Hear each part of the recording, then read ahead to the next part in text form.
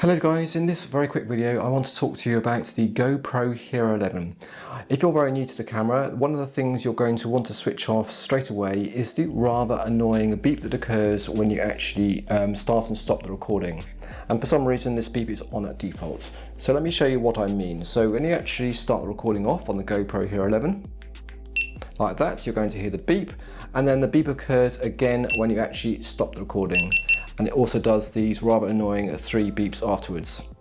So if you're out and about and you're going to not want to bring attention to yourself when you're starting recording, you're going to want to switch this beep off. So let me show you how to do that.